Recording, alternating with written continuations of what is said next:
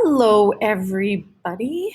It is Mrs. Hawley, and we are going to look at the Code of Hammurabi today.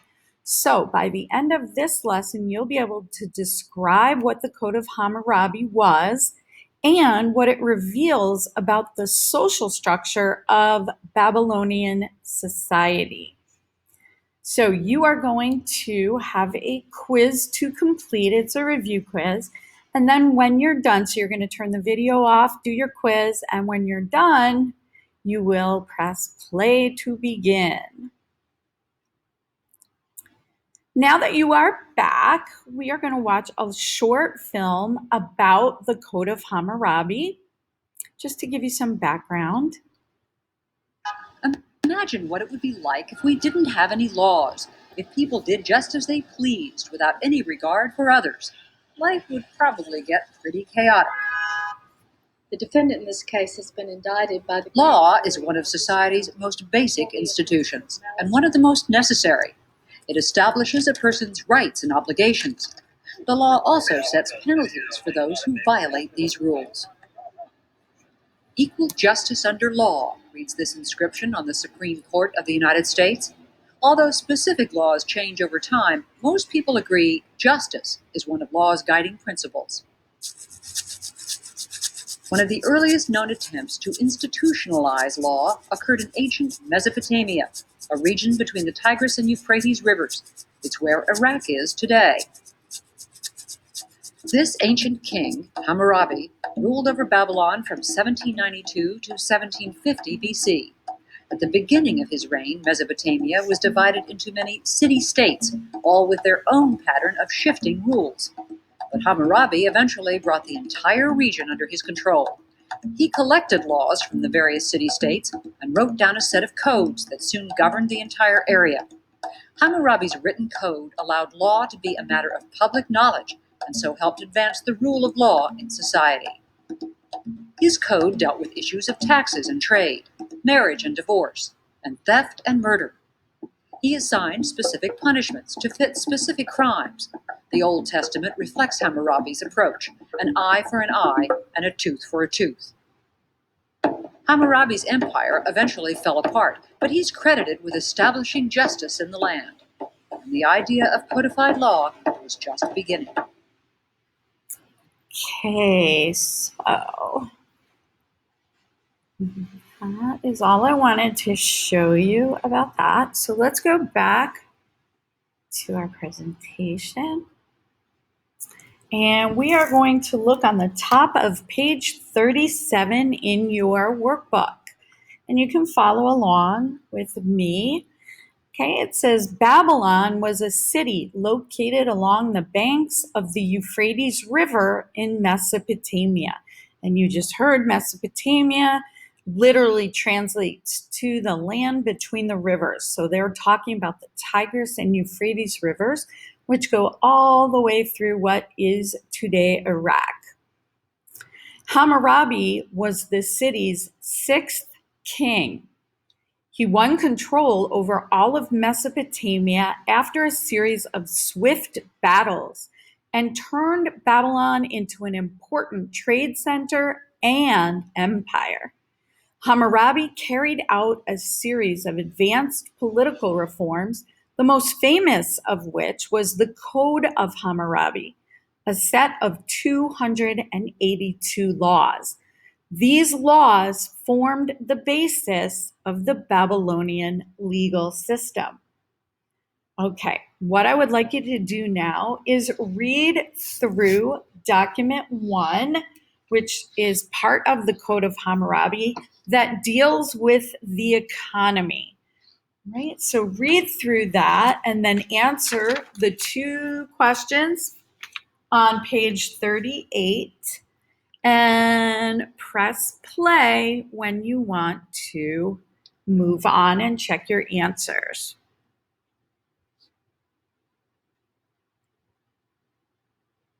Okay, welcome back. Hopefully you read document 1, which is part of the Code of Hammurabi that deals with the economy. So the question asks, according to the Code of Hammurabi, What happens if a man fails to maintain his, that should say dam, and it floods and destroys a neighbor's crops? So if you own a dam and you do not keep it up, keep it in working order, and it fails and the water floods and destroys your neighbor's crop, according to the law, what will happen?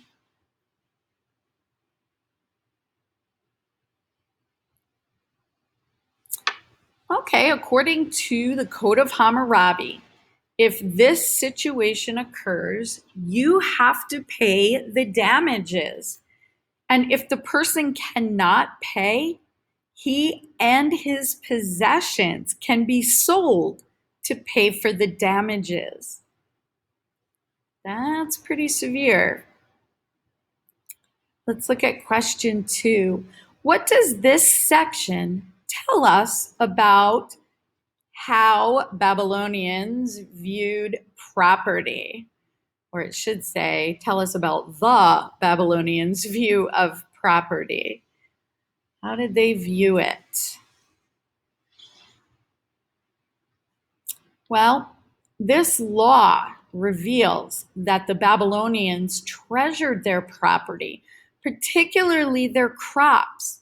So if you are negligent and your negligence causes someone's crops to be damaged, they can sell you. You could be sold along with all of your possessions to pay for those damages. So it reveals how important people's belongings were, their property, particularly their crops. Okay, what I'd like you to do now is go on to document 2, which talks about social classes within the Babylonian Empire.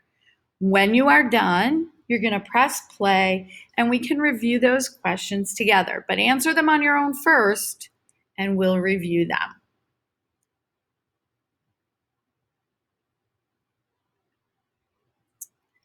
Okay, my friends, question number 1 on social classes.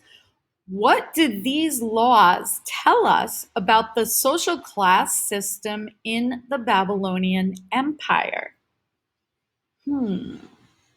Remember, your answers don't have to be exactly the same as mine, but they should be pretty close.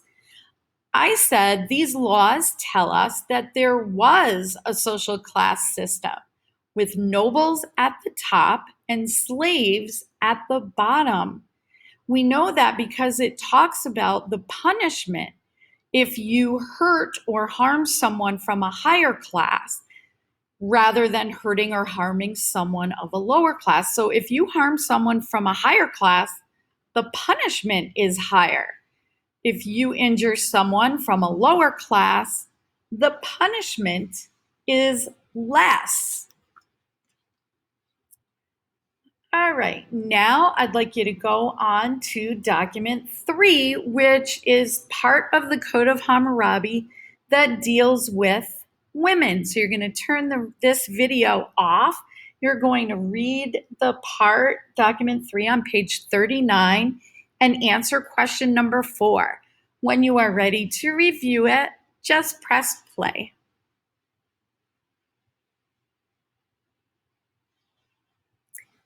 Welcome back, my friends. We are all on page 39, and it's actually question number 4 that deals with the Code of Hammurabi, specifically with women. So the question asks, what does this section tell us about how the Babylonians viewed women? Well, I said that this reveals that the Babylonians viewed women or treated them almost as property. The groom's family actually gets a dowry, a bride price for marrying a woman.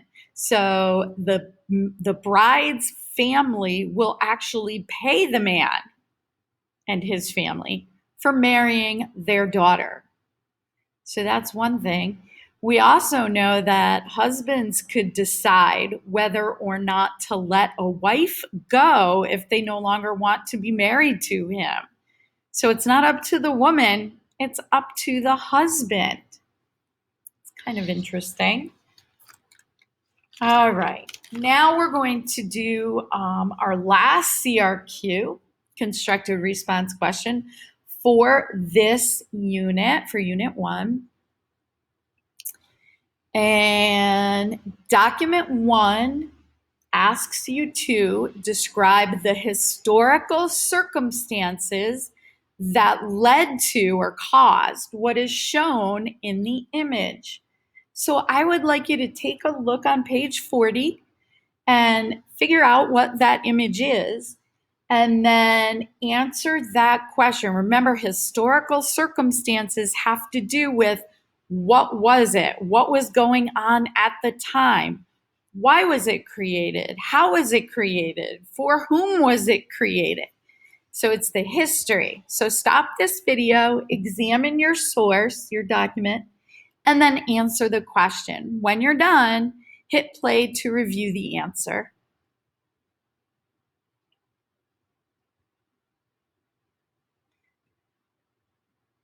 Welcome back, my friends.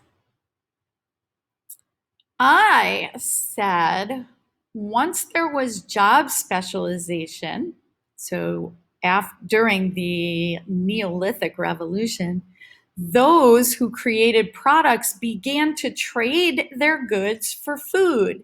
The Sumerians from Mesopotamia were some of those people. And the Sumerians needed a way to keep track of their business transactions, so they created this cuneiform, the very first system of writing in Mesopotamia. And that was done to keep track of business transactions.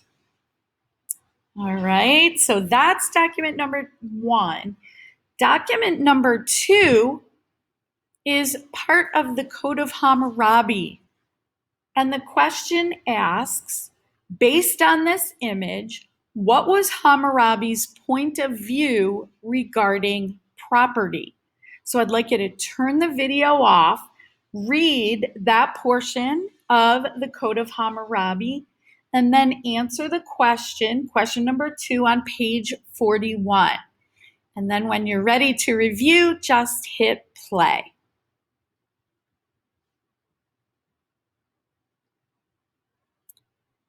All right, my friends, welcome back. Remember, I told you when we do CRQs, the second question that they ask always deals with document 2, and they are going to ask either point of view, audience, or purpose.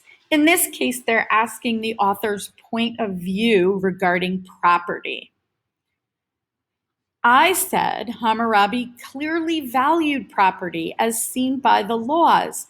If someone steals from a temple or court, or steals even a child from someone, they can be put to death. So giving someone the death penalty for stealing shows that property is valued. It's important to the Babylonians.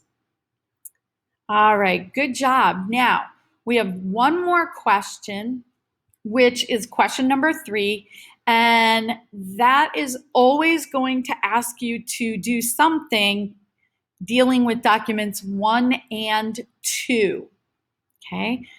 This one says, identify and explain a cause and effect relationship associated with the historical developments in documents 1 and 2. It then says, be sure to use evidence from both documents in your response. So we've got cuneiform, document 1, and you've got the Code of Hammurabi in document 2. All right, so I want you to identify and explain the cause and effect relationship between those two. I will give you a little hint. The Code of Hammurabi was written using cuneiform. All right, so think about that. Turn the video off, answer your question, and then come back to review.